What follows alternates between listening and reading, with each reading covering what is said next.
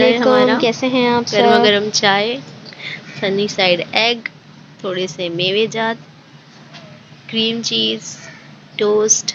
Toast तो नहीं है, सिंपल ब्रेड है। और ये मेरे हस्बैंड की चाय और ये मेरी चाय। चलिए भाई बिस्मिल्लाह करें। वो बिस्मिल्लाह कर चुके हैं वो पहले ही। अच्छा जी, तो यहाँ पे मैं कोल्स्लॉ की रेसिपी आपके साथ शेयर करने लगी हूँ। 2 जो है वो टेबलस्पून के करीब मैंने गाजर ले ली थी और 3 टेबलस्पून के करीब मैंने बंद गोभी ले ली थी, थोड़ी-थोड़ी से, और इसको जो है अच्छे से ग्रेट कर लिया था। कद्दूकश कर लिया था, बिल्कुल बारीक-बारीक हो गए थे। और एक साइड पे मैंने पानी बॉयल कर लिया था अच्छे से। जब वो खौल गया था तो उसको चूल्हे से उतार के ये सब्जियाँ उसमें डाल दी थी और उसके बाद इसको छान लिया था पानी को। और इसका पानी जो है वो बिल्कुल ड्राई कर लिया था। कपड़े में नहीं निचोड़ना है इसको, जस्ट स्टेनर में आपको स्टेन करना है इसके अंदर। और अच्छे से जब इसका पानी निकल गया था तो मैंने इस तरह प्लेट में ले लिए थे और उसके बाद मैंने इसके अंदर पिंच ऑफ सॉल्ट ऐड किया था, 1 चुटकी नमक और 1 चुटकी जो है वो मैंने काली मिर्च ऐड करी थी। और उसके बाद इसको अच्छे से मैंने मिक्स कर लिया था। अच्छा जी, अगर आप चाहें तो इसमें थोड़ा-सा सिरका ऐड कर सकते हैं, मतलब हाफ़ टी स्पून के करीब या 5-6 ड्रॉप्स इसमें सिरका ऐड कर सकते हैं। बट मैंने इस बार ऐड नहीं किया था क्योंकि मेरे बच्चे ऐसे ही पसंद करते हैं, तो मैंने इसी तरह बना लिया था। लेकिन आप सिरका अगर ऐड करेंगे तो फ्लेवर इसका और अच्छा हो जाएगा। ये बिल्कुल ऐसे बनता है जैसे कि बाहर जो है आपको कोल्स्लॉ मिलता है, बिल्कुल उसी तरह का इसका टेस्ट होता है। और अब मैंने इसके अंदर जो मेयोनीज़ ऐड कर दिया, एटलीस्ट 2 टेबलस्पून के करीब मैंने इसके अंदर मेयोनीज़ ऐड किया था। अच्छे से मिक्स कर लेंगे इन सबको जब तक ये अच्छे से मिक्स नहीं हो जाती है। और अब मैं आपको बताऊंगी कि इसे मैं कैसे यूज़ करूंगी। आप इसको ऐसे भी सर्व कर सकते हैं, ये बिल्कुल रेडी है। और मैंने जो है ये किसी और तरह से सर्व किया था। तो एक लंच बॉक्स आइडिया मैं आपके साथ शेयर करने लगी हूँ। ये मॉर्निंग का टाइम है, बच्चे स्कूल जा रहे थे और उससे पहले जो लंच रेडी किया था मैंने, ये वो वाला टाइम है। तो ये बहुत यमी बना था। तो यहाँ पर जो है मैं बच्चों को थोड़े से ड्राई फ्रूट्स दे रही हूँ। रूटीन का जो भी लंच बॉक्स होता है बच्चों का डेली डिफरेंट जाता है। कभी भी ये नहीं होता कि एक ही लंच बॉक्स मैं बच्चों को दूँ, क्योंकि ये होता है कि बच्चे फिर बोर हो जाते हैं एक ही तरह का लंच बॉक्स ले जाकर और खाकर। तो इसी वजह से मैं डिफरेंट वैराइटीज़ उनके लिए रखती हूँ। तो यहाँ पे मैंने थोड़े से ड्राई फ्रूट्स दे दिए थे और बिस्किट रख दिए थे। अच्छा, यहाँ पर मैं 2 लंच बॉक्स रेडी कर रही हूँ क्योंकि पूरब जो है वो स्कूल जा चुकी हैं। उनको जो है वो जाना था, स्कूल की तरफ से ट्रिप थी कराची ज़ू, उन्हें वहाँ जाना था, तो वो पहले ही जा चुकी थी, तो वो लंच लेके नहीं गई थी। अच्छा, तो अब यहाँ पर मैंने एक जो है एग उसको अच्छे से बॉईल कर लिया था, उसको मैं मैश कर लूँगी।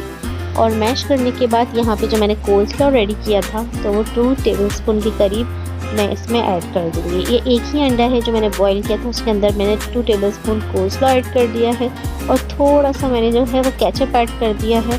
तो ये ऑप्शनल है, चाहे तो आप डालें चाहे तो ना डालें, डायरेक्ट ऐसे भी आप इसको मिक्स कर सकते हैं। अब इसको मैं ब्रेड पे लगा दूँगी। तो ये देखिए, ये बहुत टेस्टी बनता है। आप ज़रूर ट्राई कीजिएगा और मुझे बताइएगा कि कैसा बना। तो यहाँ पर ये मेरे बच्चों का जो है वो लंच बॉक्स बिल्कुल रेडी हो गया है। तो बस अब मैं रूटीन की जो काम है वो कर रही हूँ और कमरा अपना जो है मैं समेटने लगी हूँ। यहाँ पे जो है कंफर्ट्स वगैरह उनको जो है मैं तय लगा रही हूँ और जो मैसीनेस है उसको क्लीन करूँगी, क्योंकि मॉर्निंग का टाइम ऐसा होता है कि हमारे पास इतना टाइम नहीं होता है कि हम साथ साथ हर चीज़ को अच्छे से मैनेज करें। बच्चे स्कूल जा रहे होते हैं, उनका लंच भी रेडी करना होता है, तो बहुत सारे काम हैं जो एक साथ करने होते हैं। तो बस यही सब वजह होती है जो एक साथ मैं नहीं कर पाती हूँ। तो बस अब बच्चे चले गए हैं तो मैं सारा काम निपटाऊँगी।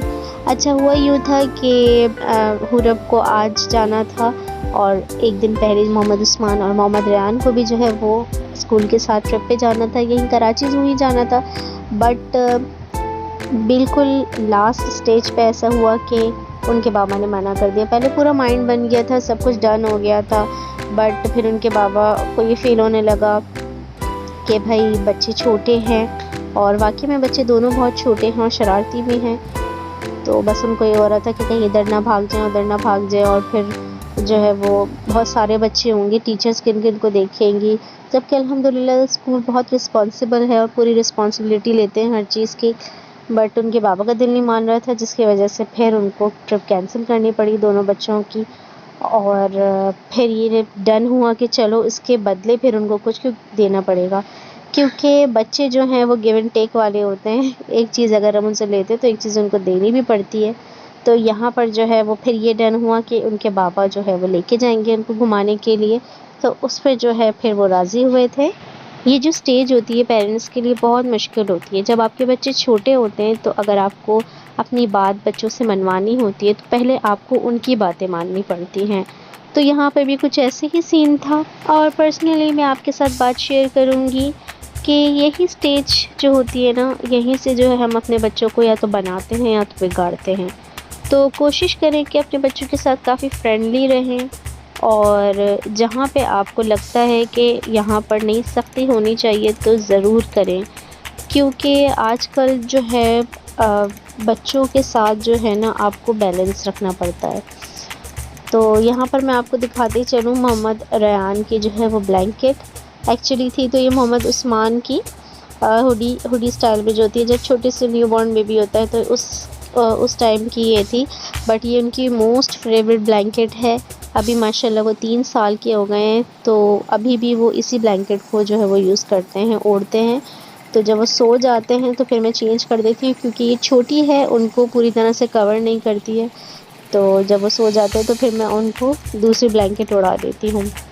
तो यहाँ बातों बातों में कमरे की क्लीनिंग भी हो गई थी, बेड जो है अच्छे से साफ़ हो गया था मेरा।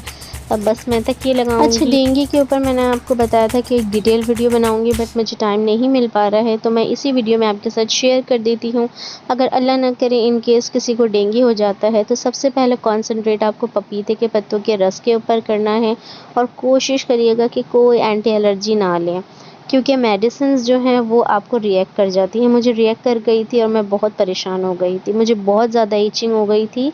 और सबसे पहले मैं खाने के ऊपर आपसे बात करूँगी कि अगर इन केस डेंगू होता है तो आप कोशिश करें जूसेस पे, फ्रूट्स पे कंसंट्रेट ज़्यादा करें, और पपीते के पत्तों का रस लाजमी आप पिएं, और पानी, लिक्विड चीज़ों पे आप बहुत ज़्यादा कंसंट्रेट करें। अगर आपसे खाया नहीं जाता, क्योंकि मुझसे खाया नहीं जा रहा था, मुझे हज़म नहीं हो रहा था, वोमिटिंग हो रही थी, इस वजह से जो है मैंने जूसेस पे कंसंट्रेट किया था।